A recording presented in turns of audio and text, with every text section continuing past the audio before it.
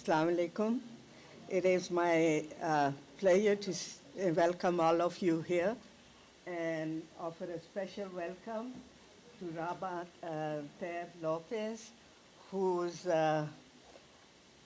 makes us very proud because she's a child of our own community, educated in the University of Maryland and in the law school.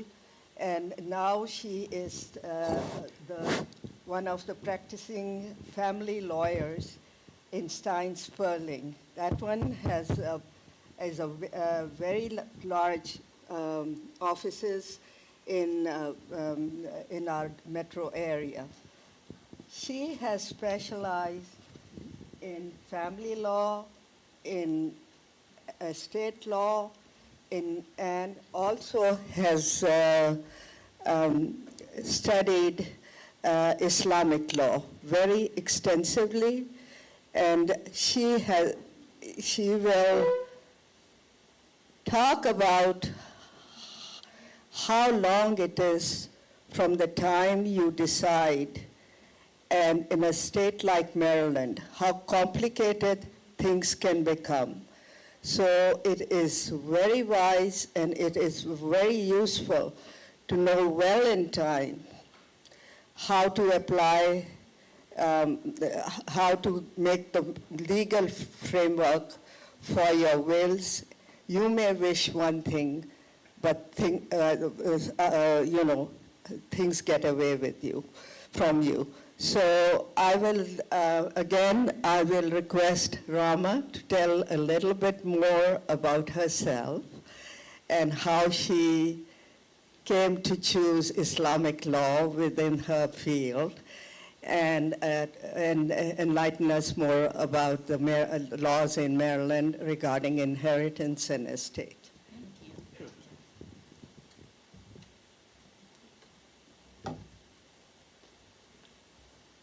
Assalamu alaikum. Thank you for having me this morning or this afternoon.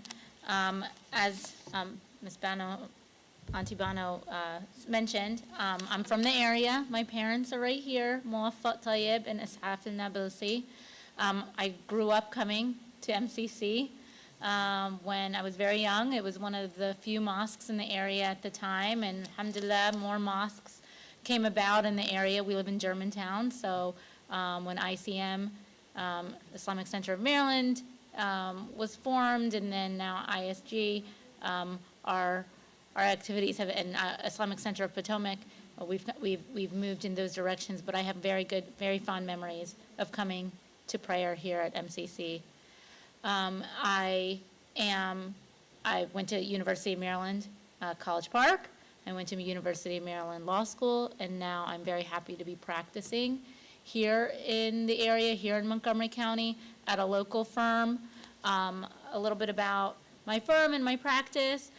The firm that I work for is located right off of 270. You might recognize the building if you're ever driving down 270. We're a regional law firm. We have about 60 attorneys. We do work in Maryland, Virginia, and DC, and we provide a broad range of services from business law, family law, civil litigation, personal injury, estate planning, tax, employment, and yes, of course, estate planning, which I'll be talking more about today, and family law, which is my specialty. I've been doing this for about 15 years now. 15 years, almost 16. I have 3 kids. My oldest is sitting right here, Joseph Yusuf. He is 8 years old. And then I have a 5-year-old and a 4-year-old. So I wanted to talk to you about, what brought me to, focusing on the difference, like the intersection, I want to say, the intersection of state law and Islamic law is that I have found that through my practice, and that I want to be able to help our community address what they believe their legal obligations are through the frameworks that Maryland state law provides. Not Maryland state law and and I want to say what our obligations are under Islam. And there's a wide range of obligations, and there's a wide range of how we want to implement those obligations. But I find that a lot of individuals in our community just shy away from even, trying or don't know where to begin, because they don't know that it's possible to make sure that they align, that you can put in place an estate plan that fulfills what you believe your obligations are under Islam when you pass. Similarly, I do, and I'll get to this later with family planning, with marriages. A lot of young couples now are, the generations are getting married later in life, so they find themselves more established. They want to have a modern marriage, but also still maintain some of their Islamic and cultural traditions and obligations. So when they enter into a marriage, I do a lot of prenuptial agreements for young Muslim couples, and postnuptial agreements, which is an agreement that you reach after you get married, to define exactly how this couple wants to treat their marriage. What parts of modern, maybe modern American, if they're raised here, what parts they want to continue and what parts they want to maintain, which I'll get into later. But for example, like the mahr, the mahr that's part of an Islamic marriage contract, how do they want to handle that in the event of a divorce? Because in Maryland, state law is still, there have been some cases as to how to treat the mahr in the event of a divorce, but there's no guarantee that it's going to be treated one way or another yet. So that still hasn't come into play. So I'll get into that a little later. I want to focus more on estate planning at the beginning, because I know a lot of people have questions about that. So first and foremost, the question about estate planning is, do you have a plan? Do you have a plan in the event of either illness and you don't have the capacity to make decisions anymore, or in the event of death? And whether you have that plan written or not, the answer is yes, you do have a plan. Either you have a plan that you've made yourself that's been written down, reduced to writing, and if you don't, the state has a plan for you. So what is estate planning? I mentioned you're planning for incapacity, who will manage your financial affairs, who will make medical decisions for you, what type of medical treatment you would like, who would be the guardian of any minor children in the event that you no longer have the capacity to make the decisions yourself in the event of illness or age. And then the second prong is planning for death. Who will gather your assets, who will settle your financial affairs, and who will distribute your assets? Have you appointed someone? And if not, the state will appoint one for you. So those are the two avenues in which that will go. And then who will receive it? Are you going to be deciding who's going to receive your assets in the event of your death, or are you going to allow the state to define that for you? Because the state will. The state will handle your assets if you don't have a plan. Similarly, planning for death can include what are your wishes for the disposition of your remains, and who will be the permanent guardian of any minor children. So the big question I get is, well, what happens if you don't have an estate plan? So Maryland, as I mentioned, or the state where you reside, they will get to decide and dictate how your estate is distributed. And that's based on who are your surviving relatives at the time. And depending on the different scenarios that may be in place at the time will dictate how those assets are divided. So for example, if you have a spouse and minor children under the age of 18 at the time of your death, then 50% of your assets go to your spouse and 50% go to your minor children.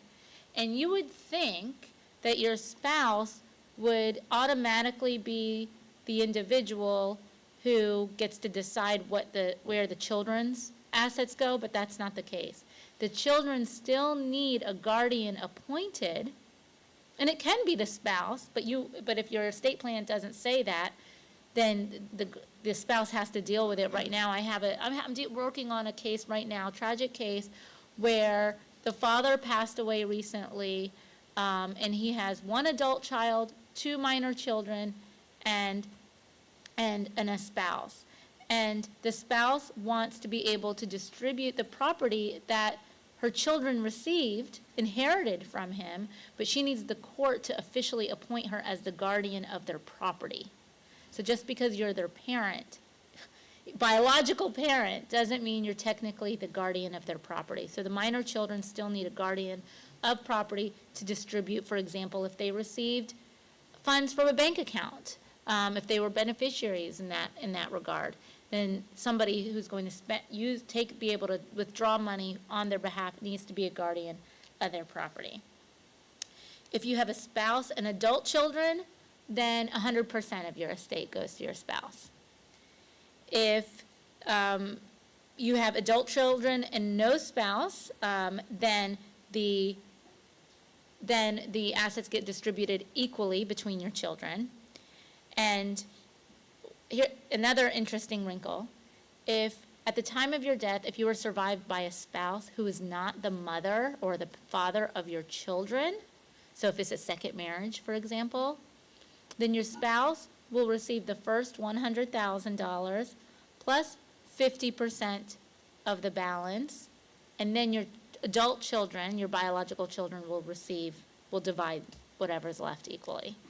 So the state has these various, I want to say formulas, depending on who is your surviving relative at the time. Yes, sir. What if you don't have the kids, no kids? Does the husband pass away, the spouse is there? Correct, the spouse will receive 100%. Correct. But before that happens, before any of this division happens, it's the court. If you don't have an estate plan, and Maryland's going to determine who gets what, the court still comes in. The spouse doesn't get to go in and start just receiving everything.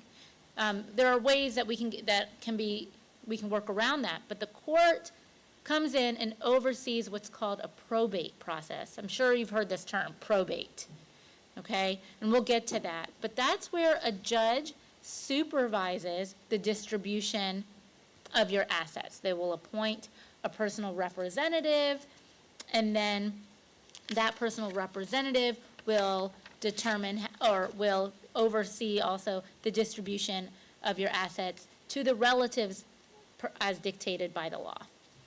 And most importantly, the law, what the consideration I want you to take away today is the law may not align with your wishes.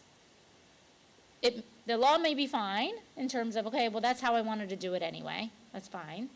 But what if the law, the formulas that I just mentioned, what if that's not what you wanted to happen with your assets? And that's why you need a plan.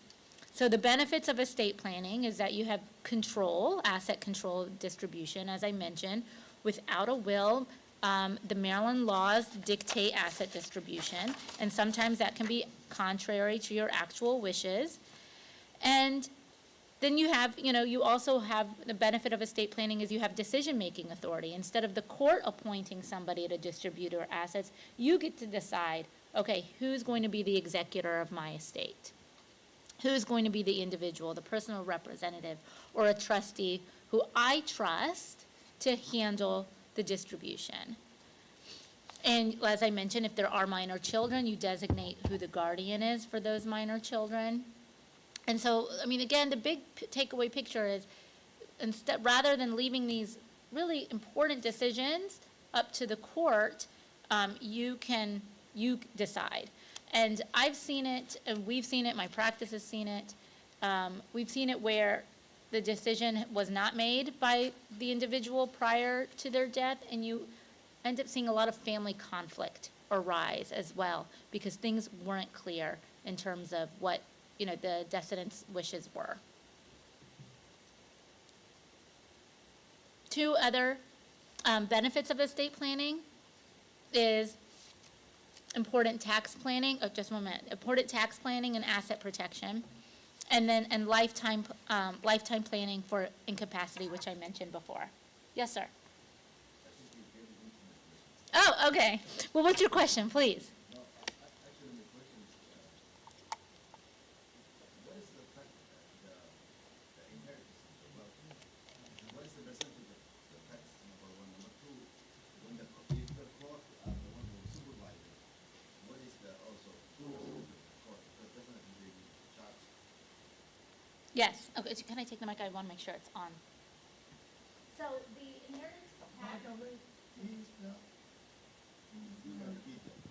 Oh, yeah, so the question is, what are the percentages of taxes that are, implicated? And that really depends on the amount, so it varies.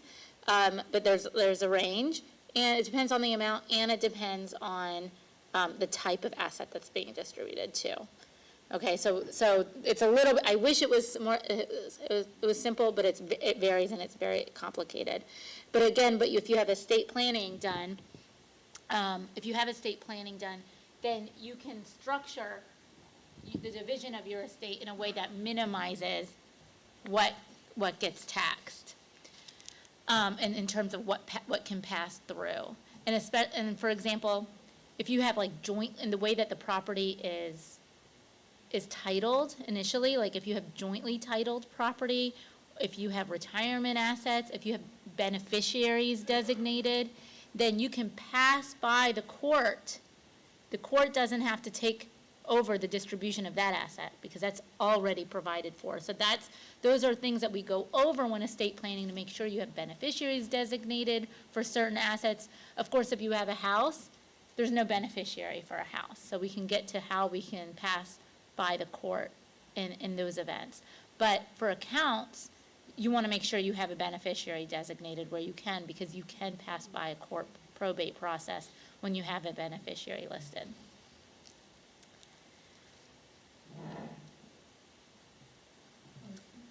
Yes. Joseph? My son will be, I'll have to put my son in charge. Who has a question?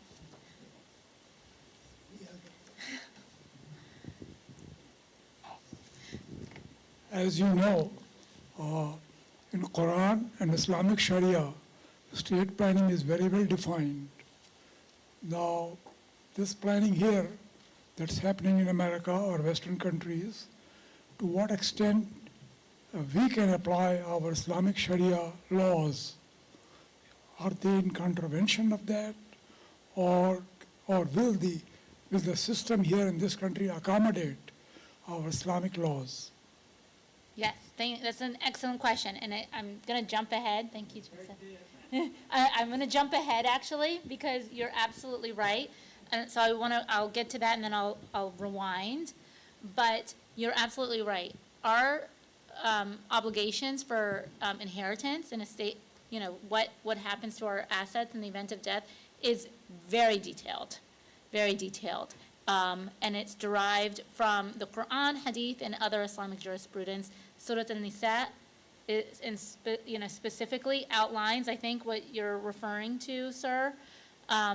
So we have allocations under Islamic law, specific allocations to portions of our family members that go beyond what Maryland law provides for, right? So we have very specific instructions for children, spouses, even parents and siblings. Maryland law does not mention, right, parents or siblings if you have a spouse and children.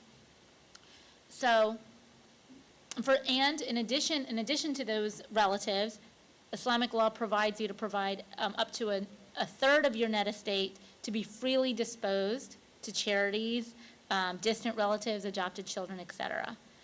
And the estate planning also includes what is defined for under Islamic law is that your estate is a distribution after the payment of your own expenses, for example, burial expenses and the settlement of your own personal debts.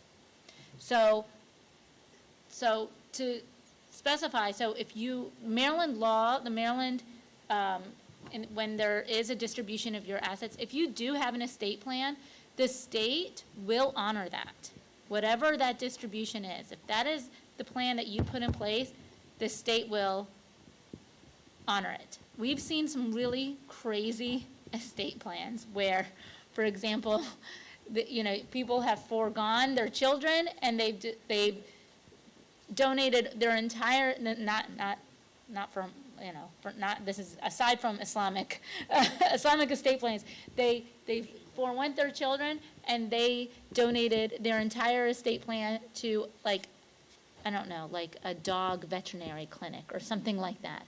And of course the children raised their objections to that, but Maryland State said this was a directive from the individual who passed, and they honored those wishes. So that is the importance, and that is why Muslims, I've done some reading in terms of what scholars encourage, what they do they have any positions on this, and they encourage Muslims specifically to do their estate planning so that their estate is distributed and passed in the manner in which they believe fulfills their Islamic obligations. The state will honor it so long as you have a very ironclad and defined estate plan. So the short answer is yes to that question. There's another question? I have a question, probably you don't have to answer right now, but I think it's easy to answer. I have heard from when you have a will, and I just have a question, you have to answer. If you have a will, does it also require avoiding estate planning beyond that? If somebody has Islamic will, does it still require estate planning beyond that? And if you have Islamic will, which many must have a template and not want to that, and will still require a will. So these are two questions I know it's the instruction. If you have the Thank you. Thank you. We can continue like this for a little bit. If there are a few questions, that's fine. Thank you. Is there another question? I think there was a question in the back. Thank you very much for your nice presentation. Islamic law also says that a girl should have half of the inheritance as compared to the men. Can we put it either in the will or in our estate planning that whatever you don't know what your total net will be when you die, but can you say in your estate planning that I want to give whatever the boys get, I can give half of that before my death to my daughters? Yes, you can. The short answer is yes, you can plan for that. You can make a plan for that. Just get the mic.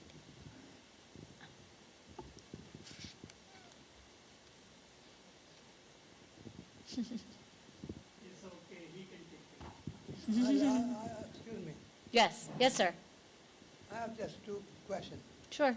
One is, when it's been already asked for the state laws playing some parts in the final decision.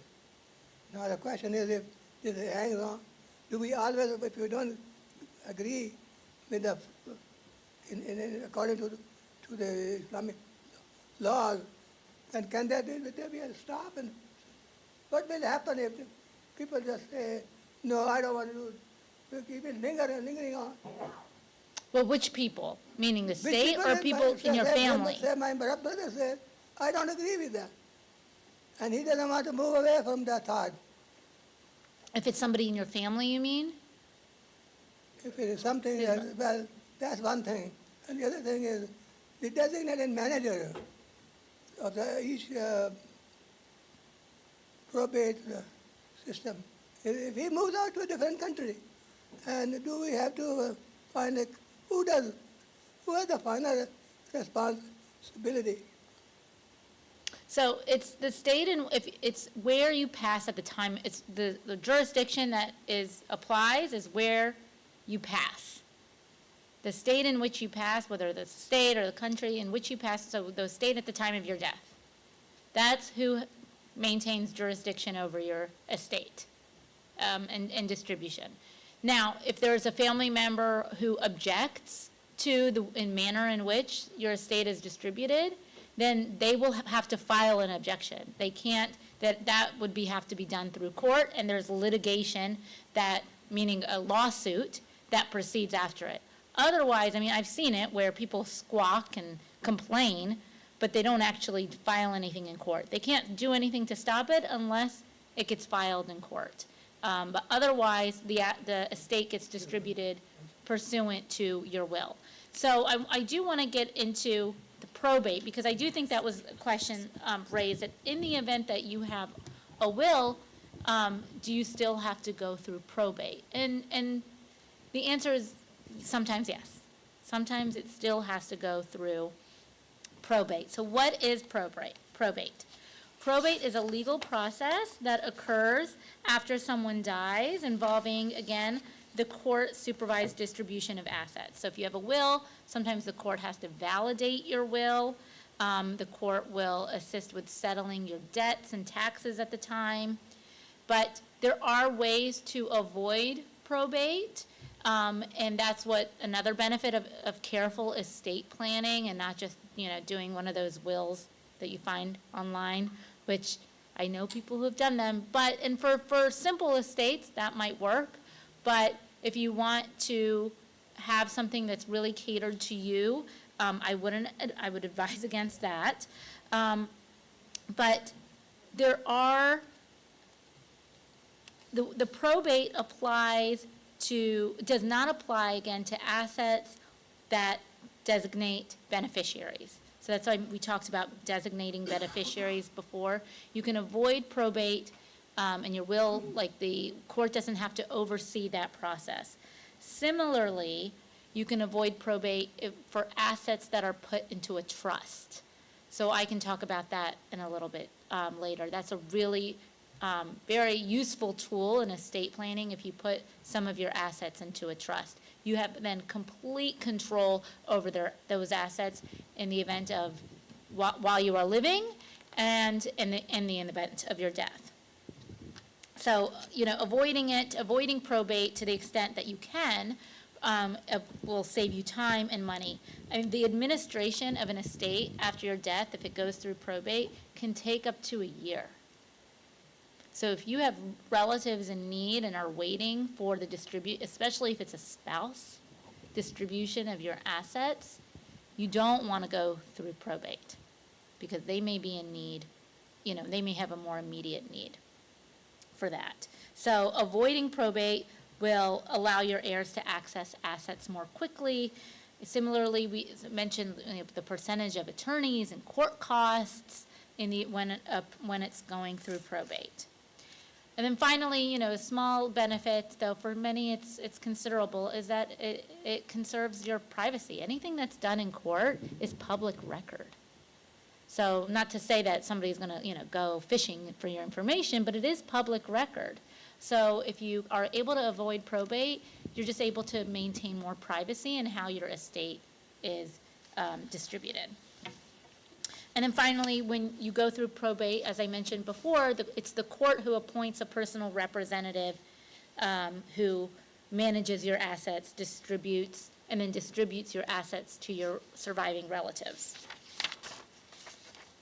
So I've already touched on this a little bit, but ways to avoid probate is a living trust. This is a little bit more complicated, so I'm going to get back to it after I mention the others that I touched on. Beneficiary designations. When you have an account you can designate it as a payable on death account. You can designate that. It's in the event of your death, it goes directly to someone else. And then you have joint assets with rights of survivorship. A lot of spouses have joint accounts. You and your children can have a joint account, so that in the event of your death, it's the surviving relative, whoever else is on the account or else is on the deed, for example. You have joint ownership of that property with a right of survivorship. You don't have to go through probate. They don't need a will or anything like that. They just assume that property. So a trust. A lot of people have heard about trusts, I'm sure, but maybe don't understand what they mean. I know prior to getting involved in the world of estate planning, it was something that I'd heard about, but I didn't really understand. So a trust it's a document, it's a legal, a piece of paper that puts together, protects certain assets. And it's an arrangement where one party who owns the property, called the grantor, transfers assets to a trustee to manage for the benefit of a third party.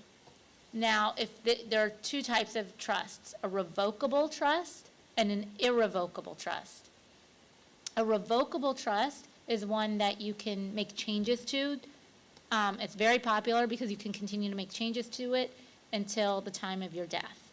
So while you're living, you can continue to change, who the trustee is, or make changes to the trust, what is covered by the trust, until the time of your death. It can hold various assets like cash, real estate, property, stock, and more, even in things like jewelry, things like that. So, and similarly, an irrevocable trust is you're putting the assets into a trust, you can't make any changes. It's irrevocable. That's it. It's permanent. You cannot change it.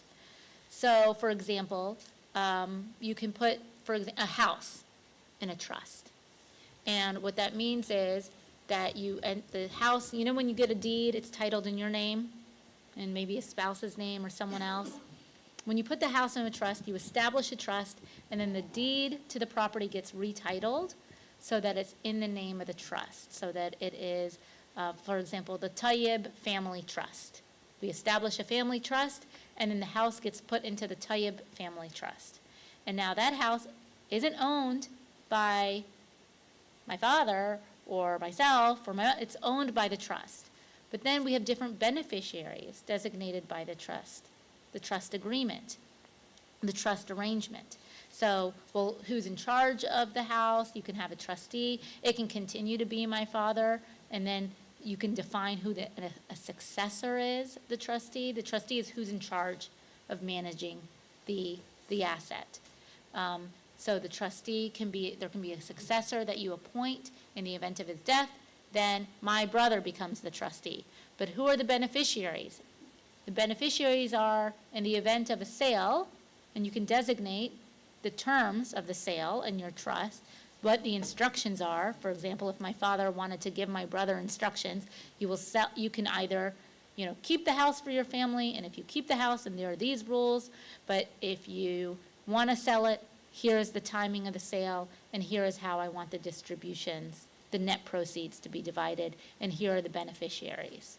And it lists all the beneficiaries that you want, and the percentages that you want the proceeds to be designated. So all of this can be contained in a trust. They're your instructions, essentially, instructions for how you want the asset to be divided. And what's great about a trust is any assets that's put into a trust doesn't go through probate. You don't have somebody appointed by the court selling your home, for example. Yes. Oh, they're bringing up the mic.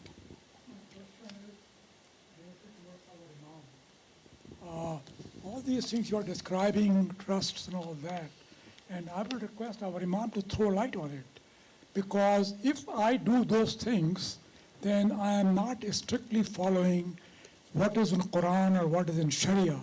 To that extent, I would like our Imam to tell us, if I do that, am I doing something wrong for which I'll be punishable in the other world?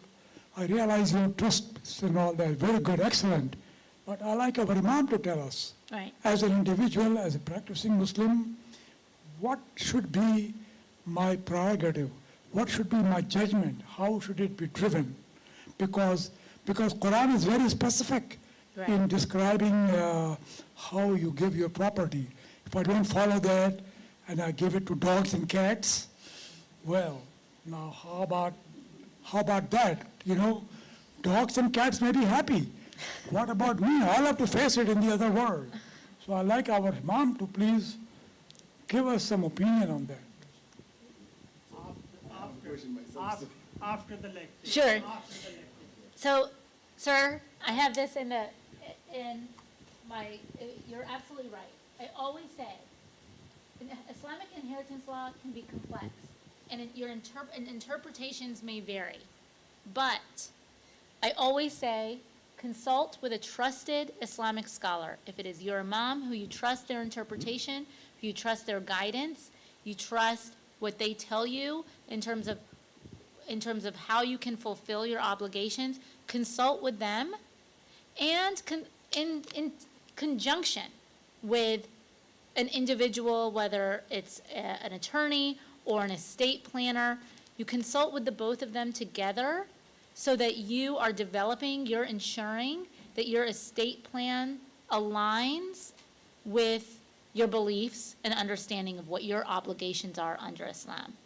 You're absolutely right. I always encourage, but the key takeaway is you can reduce to writing whatever that arrangement is. Whatever that arrangement is that you want, that you think, okay, this is what is allowed. I think this is how I want to make sure that things are distributed in the event of my death, and this is in line with Surah An-Nisa and other obligations, other surahs from the Quran or Hadith that teach what we're supposed to do with our estate plan. And sir, when you mentioned, okay, there was an earlier question about, okay, well, how can I make distributions during my lifetime that are still in line, and then maintain distributions after my death to my sons? You can make sure that you put a plan in place. And most importantly is making sure that plan is in writing. Because once that plan is in writing, it's done in a will or a trust. Once that's done, then once you have that testament, then Maryland has to comply with it. As you know, the Islamic inheritance law, you say it is complex, but over 1,000 years, many Islamic scholars have studied that in great detail. So it has not been developed arbitrarily by some zealot Muslims. No, sir. It is studied by Islamic scholars, and it's a very scientific law. It is. As it exists today. So to say that, well, it's just what some zealots are saying. No, it's not zealots. Islamic legal scholars, they have developed over thousands of years. Right. I just have a comment. You said earlier that as you're making the will, the percentages are defined. Correct. So if you want to give the son, 2/3 of the house, you specify Correct. that the house will be sold, and that my son gets 2/3, Correct. and my daughter gets whatever, 1/3, whatever. half of Correct. whatever.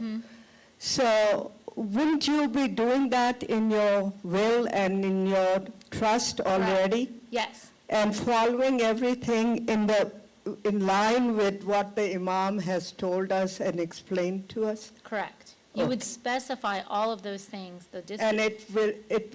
and Maryland will have no objection? Correct. Okay. That's how I understood. Yes. Yes. Thank you for clarifying that.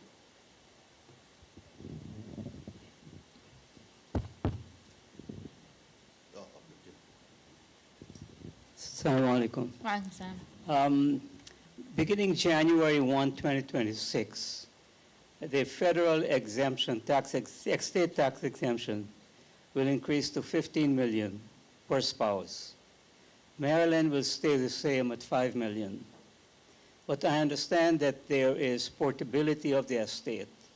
In addition to completing the estate tax form and checking off portability, is there anything else that needs to be done to ensure that we do take advantage of that? So I will say that our firm has tax attorneys that work in line with our estate planning department, and depending on the types of assets and the I want to say the value of your estate, they would work with you to make sure that everything that's done or that's needed is properly completed. to take full advantage. So again, it really depends on, like I mentioned, the value of the estate and the types of assets. And again, as you mentioned, that's for a spouse, right? So that there may be different tax implications for different relatives that are provided for by your estate planning. So depending on who's provided for, those exemptions may not apply. About the irrevocable trust, you said it cannot be altered. So in case I have to alter it, what should I do? Just tear it away and throw it away? You can't. Even it's altered or it stays still? An irrevocable trust is permanent. That's what it means. You cannot change it. It is irrevocable. If you want the flexibility for a trust to be changed, just from the outset, create a revocable trust. But an irrevocable is permanent. That is the whole purpose of an irrevocable trust. It permanently protects a particular asset. Can I create another irrevocable trust which contradicts my first irrevocable trust? No, it would specifically amend, a prior one. But I would, if it's an irrevocable trust, I think the second one would become invalid. So I have a question about the revocable trust. I think the best way of, making easy for the relatives, the children, is to have a living trust. Revocable living trust, I think that's the best way, because whoever left behind will have access all the assets that you put in the trust. Am I right? You're correct. So my question is, suppose, let's say I have a house and I have a children and a spouse, and I put in a trust the house, revocable trust. And Correct. now I want to sell it, the house, but the children are well off, and I want to, sell the house. All the money coming from the house, I want to give as a charity, because my children, they can take care of themselves. Can I, for example, after I put the house in a trust, can I sell the house and me and my wife get all the money? So you would have to change the trust first. Okay. Because that's the good thing about making it revocable, is because you can change the terms of the trust. Yes. Because I'm assuming you previously named your children as beneficiaries. Yes. So what you want to do is you want to change the trust first. Back to our name. Or, no, just, it can still be in the trust. Okay. But change the beneficiaries to you and your wife, for Okay. example. Or the charity of your choice. Yes, thank you. Sorry. Earlier this year, there was a certain bill which would have allowed Maryland to have a transfer on death deed. Can you update what happened to that bill, and is that revived any soon? Or I have to be honest, I'm not familiar with that bill. Did it not pass? I got the impression that it is dead somewhere in some of the committees. It got buried. Okay. But I thought you might have some update on that. No, if it didn't pass, then I probably wouldn't be as familiar with So it. there's no hope. I mean, Well, I don't know. It can always, there's always hope. There have been bills that, Okay. don't pass the first, first couple sessions, and then it's revived. But there is still a way to title property with right of survivorship. But you're still jointly titling yeah, the you property. can put your names, your heir's You're right, name but it's in still there. jointly titled. It's not like, Right. you're right, it's not the exact same thing as transferable on death. Yes, okay, thank you. Can I ask a question? Yes. I was going to wait till the end, but you said that the wife gets 50%. In Maryland, we have deed by the entirety, where wife gets automatically 100%. 100%. Correct. And a joint account, also wife gets 100%. Correct. Are those the exceptions, or what were you talking about when you said wife gets 50%? What is that the wife gets 50% of? So, Wife or husband? It was Sure. with finance, it was- Sure, let me answer Yeah, that question first. So that's in the event if you have minor children and you don't have a will, if you don't have a will done, if you don't have any estate planning You done. still have the deed by the entirety. Correct. But that's just one part of your estate. Your estate comprises of a lot more than just a house, for example, right? You're right. You're right. But, For me, it does not. so that, I mean, the property too, so that's just one element of it. But yes, so the estate they'll take a look at the entirety of the estate, what was valued, what the spouse received automatically, and then what portion is left, if anything, to give to the minor children. But there could be a redistribution, for example, or an award to the minor children for their 50% value. But that's only in the event that they're minor children still under the age of 18. Yes, sir. I think it's the same thing what supposing, in your will, or all this Islamic law which you describe on Surah Nisa and others, apply when you die, right? Correct. Or not when you are alive. Correct. Okay, so out of 3 or 4 children which a person has, one is not doing good. Maybe son, maybe daughter, okay? Doesn't matter. So you try to help that person more as much as you can do during your life, during when you are alive. If they need for their children to be educated, put 529 and all that thing in their account.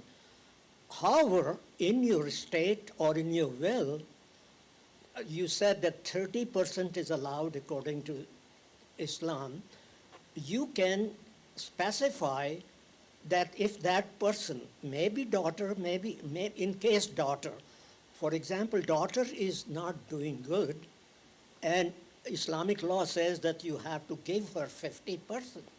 What I'm saying is to compensate for that 50%, so that she becomes equal to her sons, her brothers, in your will, while you're alive, you can say, okay, whatever the boys get, that should be equal to what the girls get.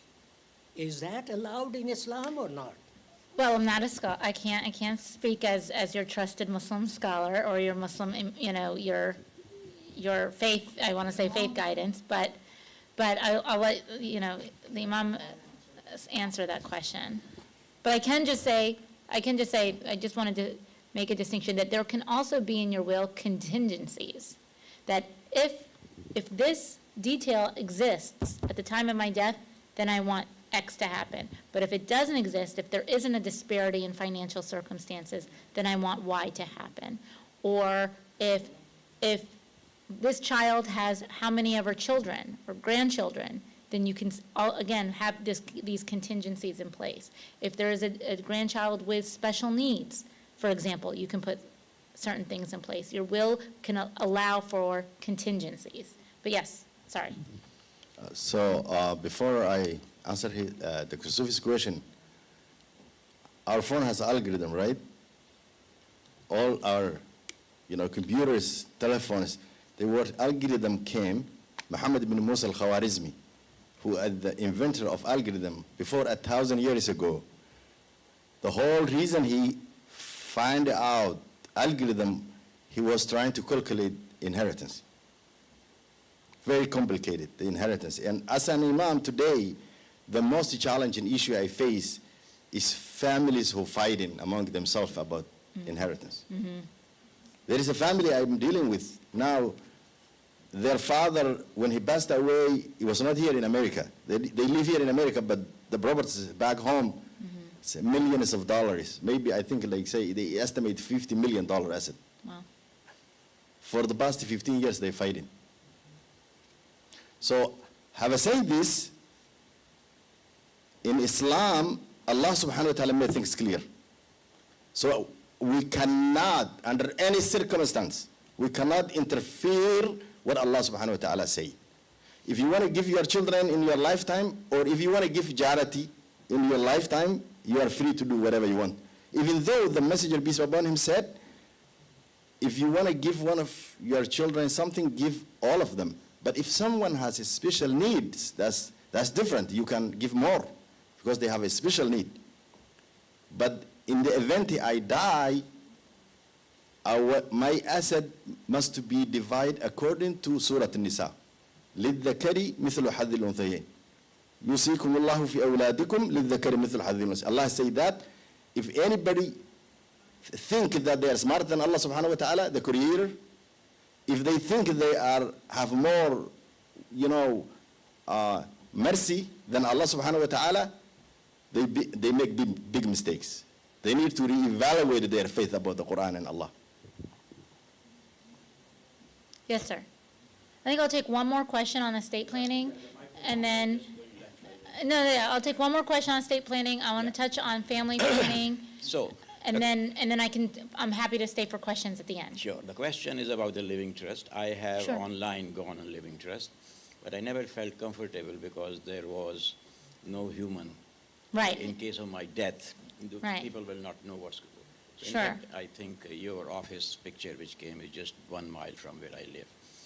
The question I have is, in a living trust, could it also be like a charitable living trust?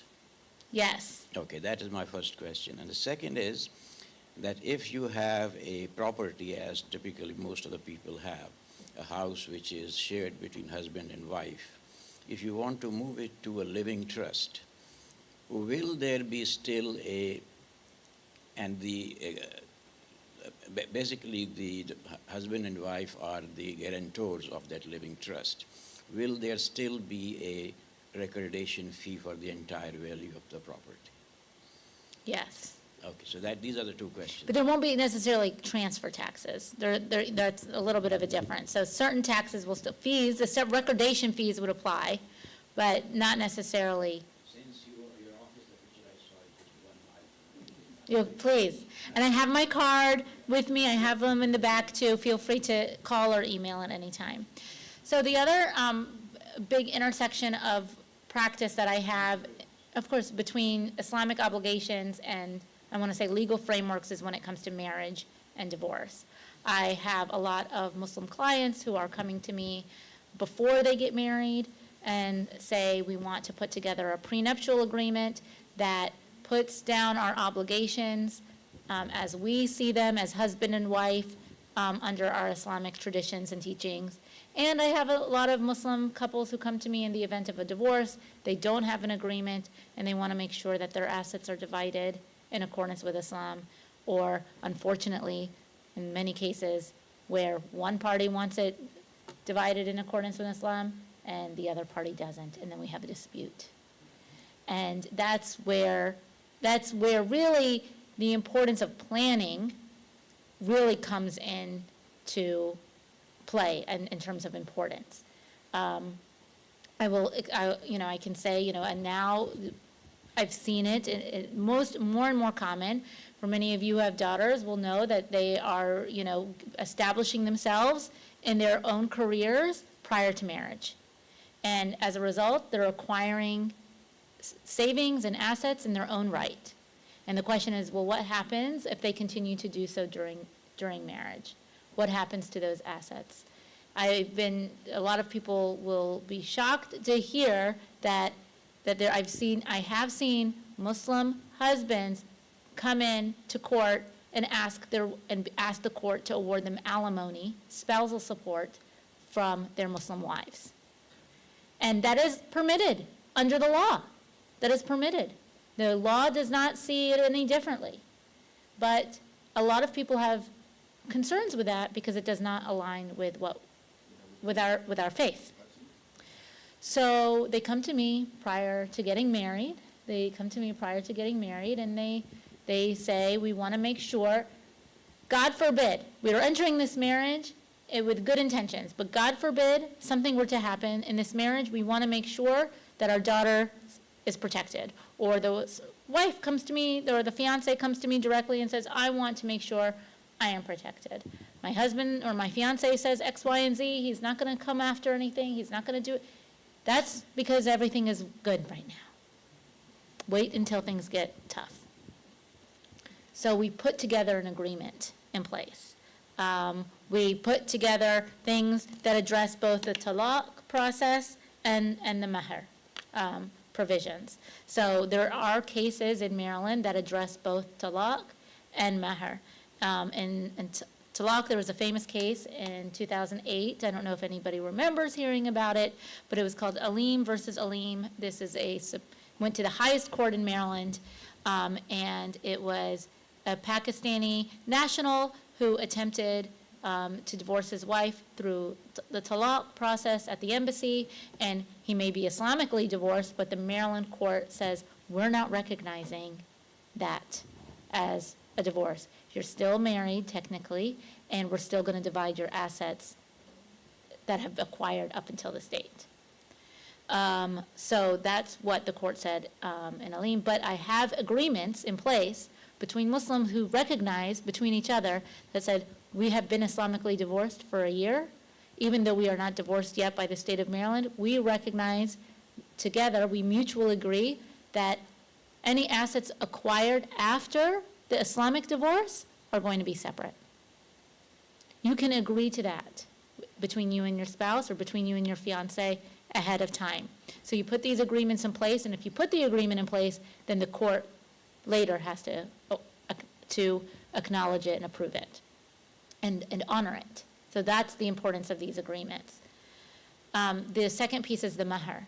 So there's another case, Nouri versus Dadgar, and that's more recent, 2020, where the Maryland courts first addressed the issue of mahr. There are other courts in other states that have addressed the issue of mahr, but Maryland, certain laws, like certain precedent, it only matters what, divorce is one of those areas where the law is what is written in the statute or what is provided by the Maryland courts.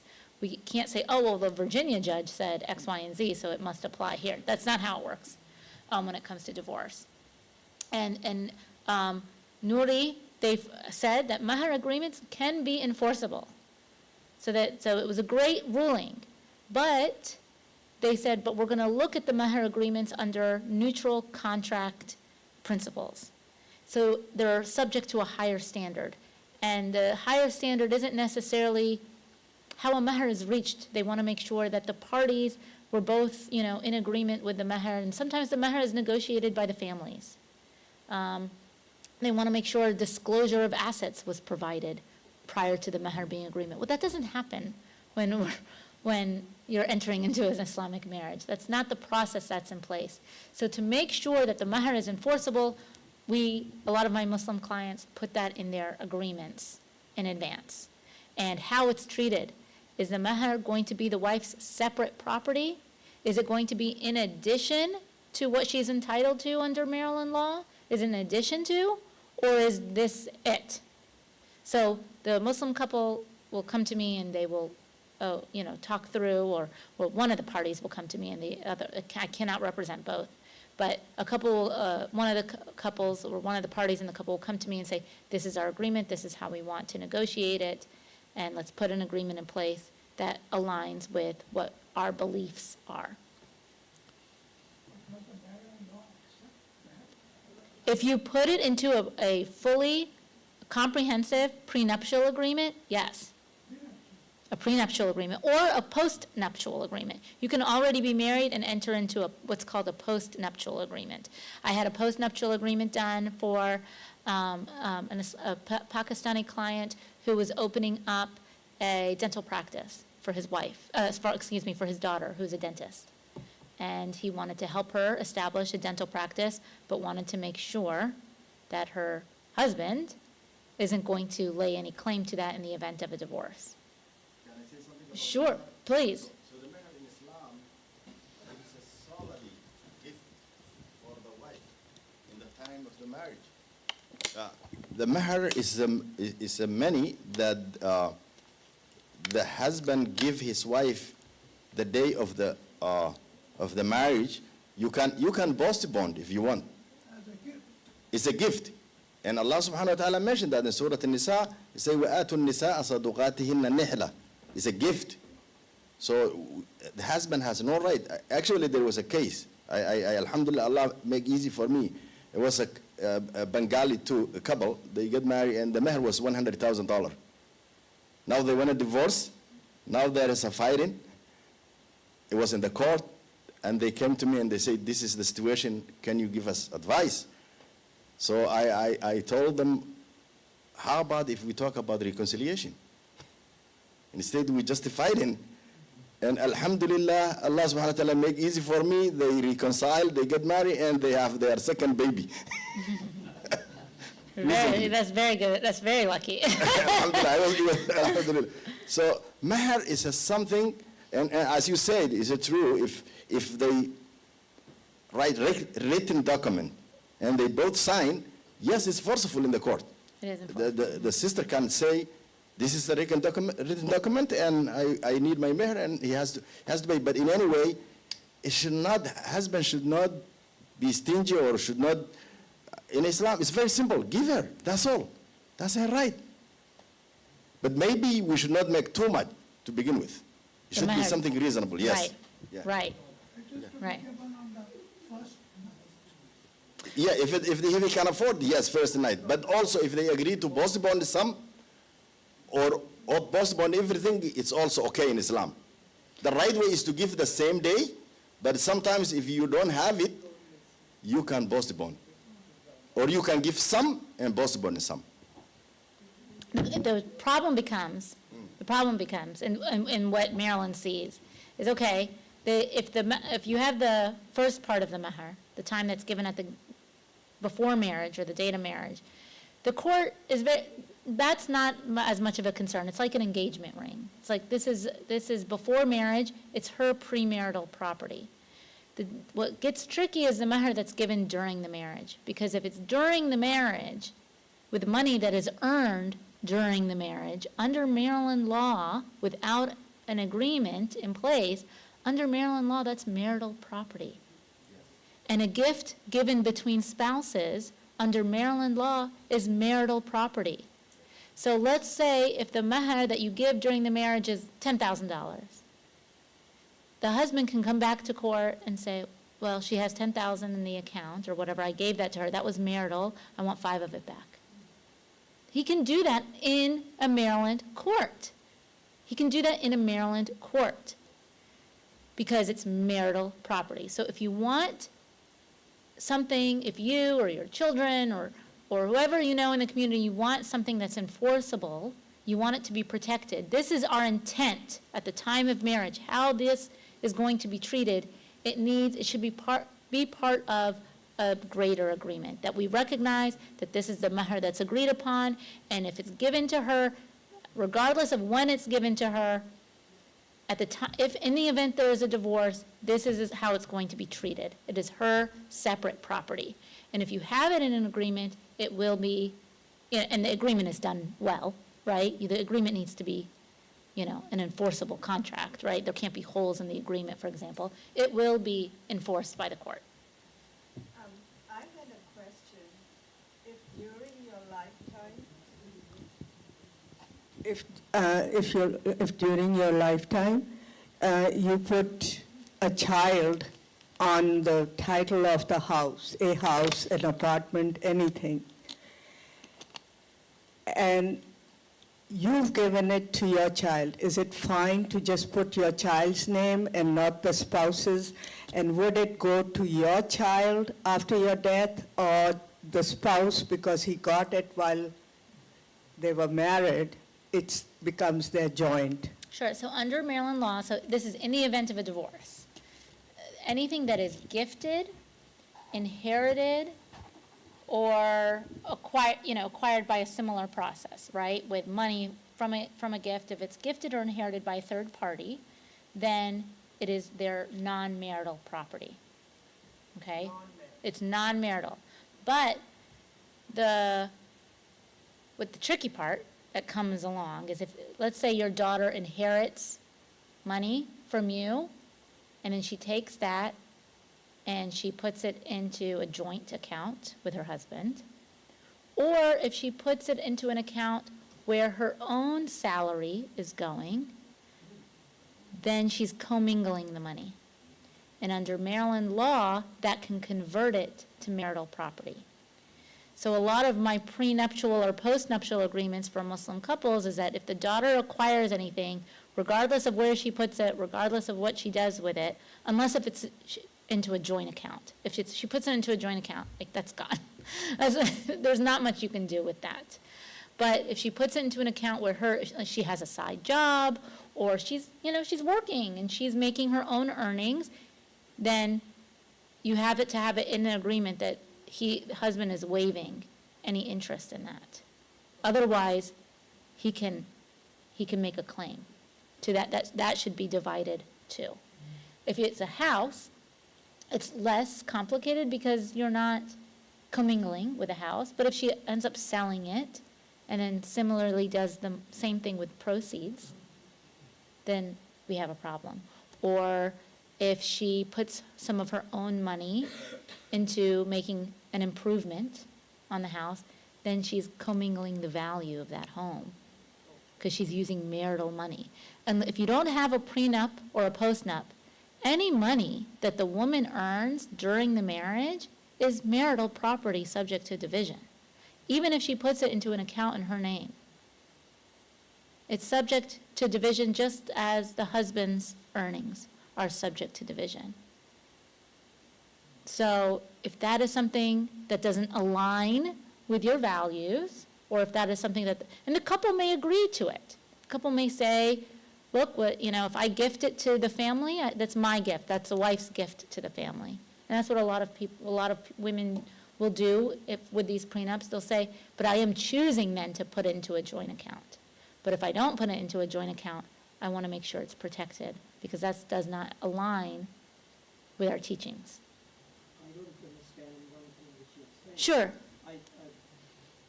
If my wife has a separate account, Yes. I cannot even write a check on Right. on that Yeah. one. Sure. So even after her death, her children will get that money, not me, right? Is that the state law said? No. What does it say? That'll go to They you. get the money? That'll go to you. Yeah. Why should I get when I did not? Does she have a will? That's my first question. But if the will says that it will be her, then she will get all that. Well, no, the will, if it's hers, you mean if it goes to the children? Yeah, if she says in her will that this bank account or this, that will go to my children, not to my husband. Again, it's against the Islamic law, right? It's against the Islamic law. But if she... No, I don't know if that is against Islam, for a woman to transfer her property to her children in the event of her death. No, in the Islamic law, Yeah. it's obvious. When is one of the spouse die, the Quran make very clear. Supposed to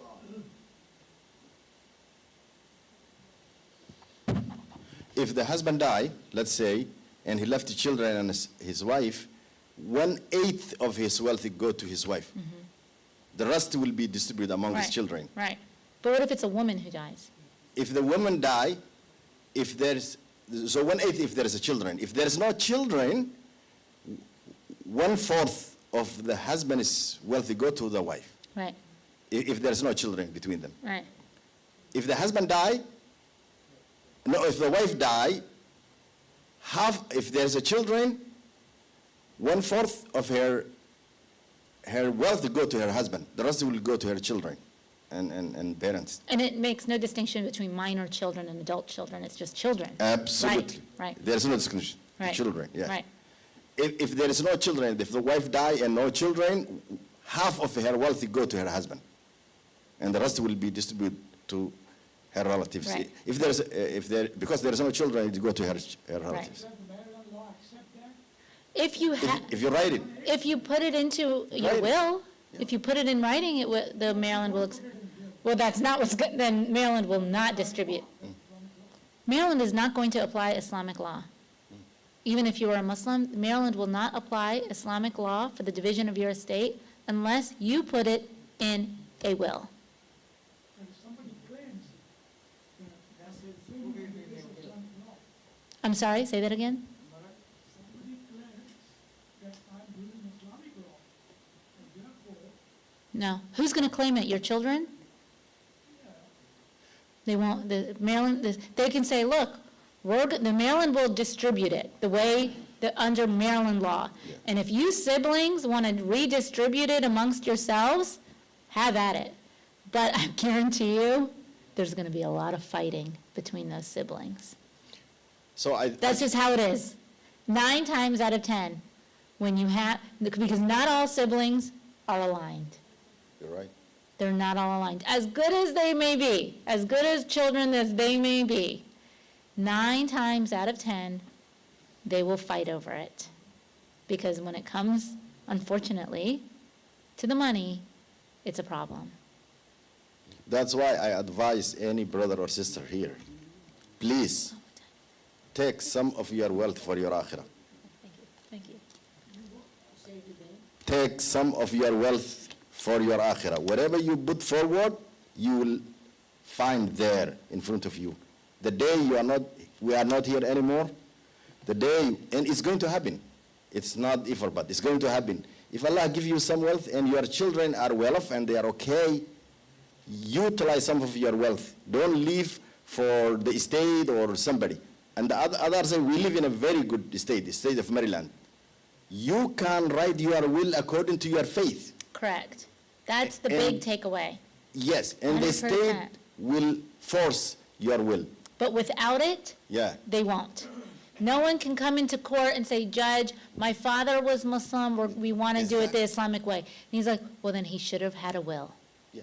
You don't have to even say Islamic way. no, but that bill cannot, somebody can test that and say that it may be Islamic, but it's not according to Maryland law. No. No. No. Nobody can say. No. No. This, you have to put it in the bill, but not in the estate document? Well, those are one and the same. Yeah. A will is part of the estate documents. Your estate documents will have a number of different types of documents, and one of them is called your last will and testament. Can you tell me something about charitable estate trust? We can talk about it, well, I'm going to close out, and so we can talk about it afterwards. I want to ask you Sure. that I think I'm struggling with that because whenever you have charitable estate trust, somebody else controls where does your money go. You don't. Like I would like to give charity to the people or organization I like. You can structure it in a way, we've done that before. You can structure it in a way so that you are the advisor, essentially, where the organization, whatever cause that it is that you want to fund, like it can be called also a donor advised fund, and you are the donor who's advising the fund where the money should go. Are there any tax benefits? Oh, yes, absolutely. Absolutely. Well, that's why a lot of people do it that way. So I'm going to close. This has been really great questions. I'm going to stay for more questions. I just know that we're running out of time. I'll stay around for more questions. Again, thank you for having me here. These are all like very good things that we should all, as members of the community, be considering, just because that we can, I want to say educating ourselves that we can effectuate what it is our faith-based teachings are into our legal lives. Okay, thank you. Assalamu alaikum. Thank you. Thank you very much. Thank you. You have materials back there? Yes, I have goodies and, yes, a Stein Sperling things, and my card is back there too, so please take whatever you can.